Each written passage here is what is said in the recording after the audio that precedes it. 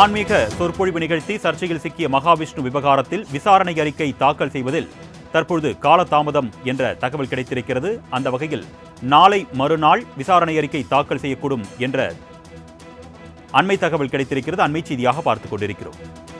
இது குறித்த கூடுதல் விவரங்களை செய்தியாளர் மணிகண்டன் வழங்க நாம் கேட்கலாம். வணக்கம் மணிகண்டன், தொடர்பான கூடுதல் விவரங்கள்.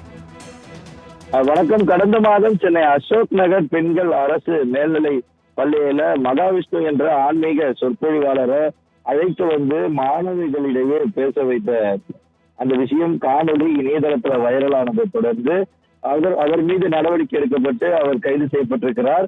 துறை ரீதியிலான விசாரணை என்பது அன்றைய தினமே, அதாவது அவர் கைது செய்யப்படுவதற்கு முந்தைய தினமே அமைச்சர் அந்த பள்ளிக்கூடத்திற்கு நிகழ்ச்சியில நேரில் கலந்து கொள்ளும் போது அதற்கான விசாரணை முன்னெடுக்கப்படும் என தெரிவித்திருந்தார். அதன்படி துறை ரீதியிலான இந்த விசாரணை என்பது அன்றைய தினமே நடத்தப்பட்டிருக்கிறது. மேலும் இந்த விவகாரத்துல அறிக்கை தாக்கல் செய்யப்பட வேண்டும் என துறை ரீதியில நடவடிக்கை எடுக்கப்பட்டிருந்தது. அந்த அடிப்படையில 3 அலுவல் நாட்கள்ல விசாரணை அறிக்கை பள்ளிக்கல்வித்துறை செயலாளர் தாக்கல் செய்யப்படும். அதன்படி வரக்கூடிய புதன்கிழமை அறிக்கை தாக்கல் செய்யப்படும் என பள்ளிக்கல்வித்துறை இயக்குனர் சார்பில் தகவல் தெரிவிக்கப்பட்டுள்ளது.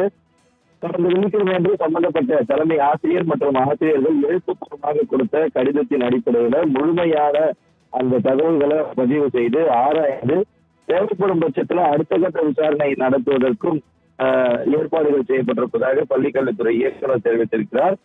ஏற்கனவே முதற்கட்ட விசாரணையின் போது எழுத்துப்பூர்வமாக அந்த கடிதத்துல தகவல்களை அந்த ஆராய்ச்சி அந்த அறிக்கைக்காக அவர்கள் தெரிவித்திருந்தனர். அதுல பல்வேறு விஷயங்கள், முக்கியமான விஷயங்கள் குறித்து எழுத்துப்பூர்வமான பதில் கொடுக்கப்பட்டிருப்பதாகவும் இவை அனைத்தையும் ஆராய்ந்து உரிய நடவடிக்கை எடுக்கப்பட்டும் தேவைப்பட்டால் 2வது முறையாக மீண்டும் ஒரு முறை விசாரணை நடத்தவும் பள்ளிக்கல்வித்துறை தயாராக இருப்பதாக பள்ளிக்கல்வித்துறை இயக்குனர் சார்பில் தெரிவிக்கப்பட்டிருக்கிறது. மேலும் இந்த விசாரணை அறிக்கையை 3 அலுவல் நாட்களில் கொடுப்பதாக தெரிவித்திருப்பதால இடையில சனிக்கிழமை மற்றும் ஞாயிற்றுக்கிழமை விடுமுறை தினம் என்பதால திங்கள் செவ்வாய் காலத்தை எடுத்துக்கொண்டு புதன்கிழமை அன்று அரசிடம் இந்த அறிக்கை சமர்ப்பிக்கப்படும் என பள்ளிக்கல்வித்துறை இயக்குனர் தகவல் தெரிவித்திருக்கிறார்.